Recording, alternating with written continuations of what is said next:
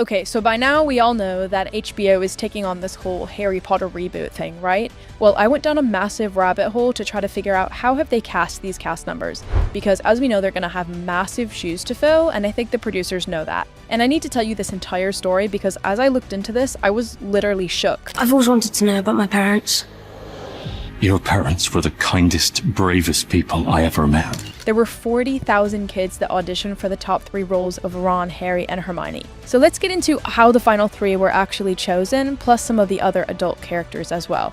So it sounds like it all started back in September of 2024 when HBO opened up a completely public casting call for Harry, Hermione, and Ron. They specifically said there was no prior experience needed, and for actors playing kids around 11 years old, you can't really expect a rap sheet that's too extensive. Oh, go on, Harry.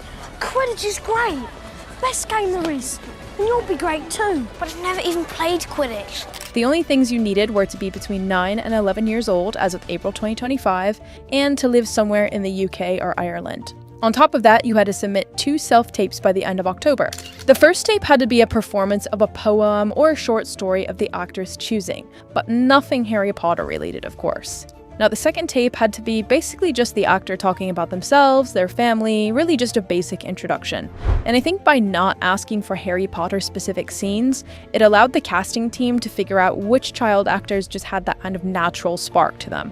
Now, when they sent out the requirements, I bet they ended up wishing they were a little bit more strict because, as I mentioned earlier, they ended up getting over 40,000 submissions across actors interested in playing either Harry, Ron, or Hermione. So that's like 15,000 submissions per character to look at. The casting directors, Lucy Bevan and Emily Brockman, said that at some point they just stopped counting and started reviewing the tapes.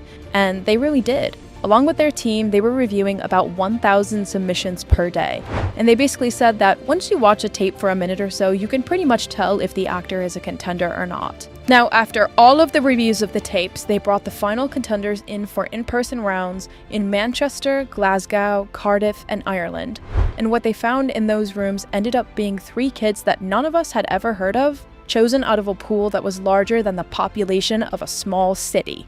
The first one of the 3 characters that was locked in was a kid from Manchester called Alistair Stout, who's now Ron Weasley, and his acting resume is not at all what I expected.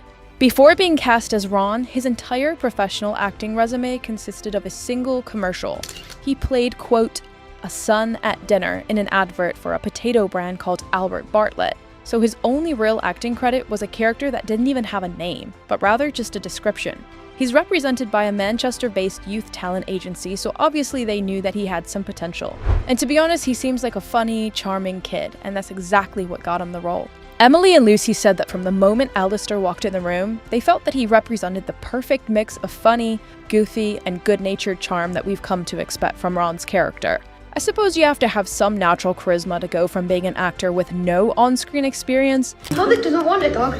She's making a mistake. Because more than a dog, I think she will not want this snake. To being cast in maybe the biggest show in HBO's history. And to be honest, that was kind of a similar experience that Rupert Grint had when he was cast for the original role back in 2000. He'd seen a news segment on a kids' TV program called News Round about an open casting call for the films. Instead of just submitting a normal tape, he created this unhinged homemade video that had 3 completely different sections. First, he rapped about how much he wanted to play Ron Weasley. Then he dressed up as a woman to do a comedic impression of his own drama teacher. And then, only then, he actually read some Ron Weasley dialogue from a script. The casting team at the time asked for a meeting with him almost immediately after seeing this tape, so obviously it resonated with them. And Rupert said later that he figured he was never going to hear back after the submission, but he had nothing to lose by doing it and he was just having fun, which is honestly a very Ron thing to do. Now, after finding their Ron in Manchester, the casting team then moved south to London, and that's where they found their Hermione, who's being played by Arabella Stanton.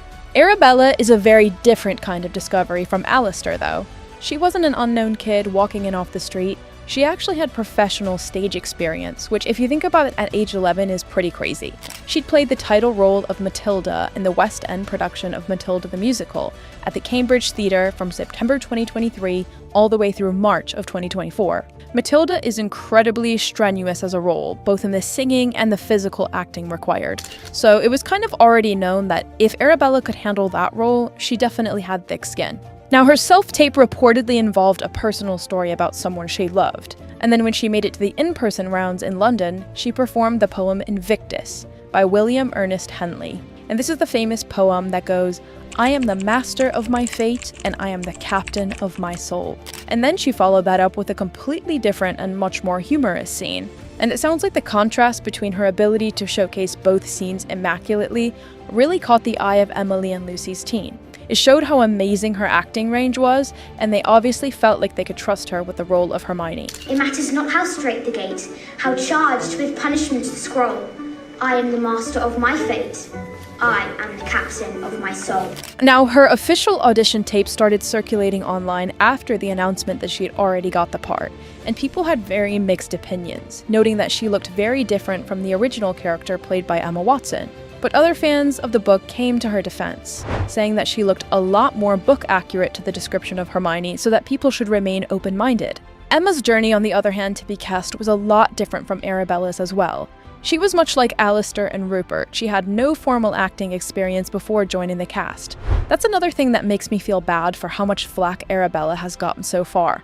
She's the most experienced and true to the source material, but somehow she has the most criticism so far. Honestly, make it make sense.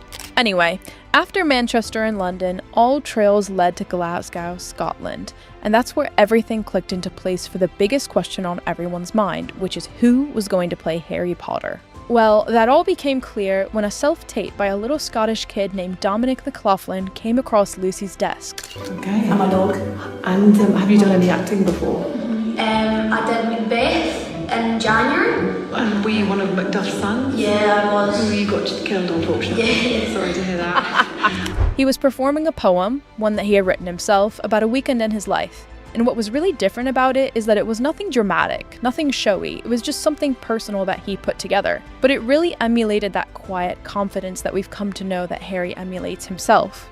It seemed like it was one of those moments that they thought, when you know, you know. After Dominic passed through the initial casting period, he was then brought down to London multiple times for meetings, in-person sessions, and so forth, which meant that he'd be making the trip from Glasgow repeatedly over the period of these months. His performance school in Glasgow, which is called the Performance Academy of Scotland, went public with their pride the moment the announcement of his official role dropped. So it started off Saturday morning. I had a football game to play, and I can tell you, it went my way.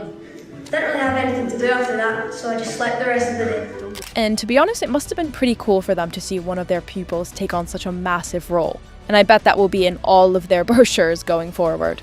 So Dominic was 11 years old when he was officially confirmed as the next up-and-coming Harry Potter, which is ironically the exact same age that Daniel Radcliffe was when he was cast in the original film series. And yet the two stories of how they got there couldn't be more different.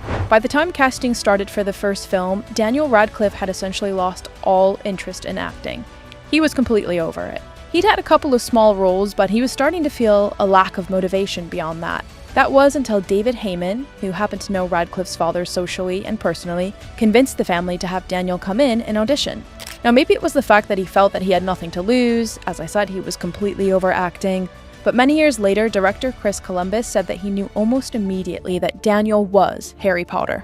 So while all of this was happening with the open casting search for the child actors, the production team was busy running an entirely different kind of process for the adult roles. Oftentimes, casting teams already have ideas about which actors could portray certain roles well, and oftentimes they're contacted directly through their agents to advance through the process if they're interested. There were some pretty high-level actors being rumored to be a part of the series already throughout the course of 2024. One of the most notable ones was Cillian Murphy, who everyone was convinced was going to be playing Voldemort. There were even some AI images of him created as the character that were flooding the internet. But he unequivocally said he would not be playing that role. The first official casting news for the adult cast came in February of 2025, when it was announced that John Lithgow had entered final negotiations to be the infamous Dumbledore. Legendary actor John Lithgow will be suiting up for the TV version of the Harry Potter series. The 79-year-old Emmy winner succeeds Richard Harris and Michael Gambon, who played Dumbledore in the films. He mentioned in an interview that he'd gotten a call while he was at the Sundance Film Festival, and being that he's already 79 years old, he really had to think about what taking on this role would really mean. That's because HBO's intention is to create a season covering each book in the series, which could take up to 10 years, or possibly even more, which would make John nearly 90 years old by the time the show wrapped if all of the seasons ended up being made. But ultimately, it was an offer that he just simply couldn't refuse. And then there's Papa Esedu, who was cast as Snape, and I'm sure you've all heard about this because this was the most talked about casting in the entire announcement.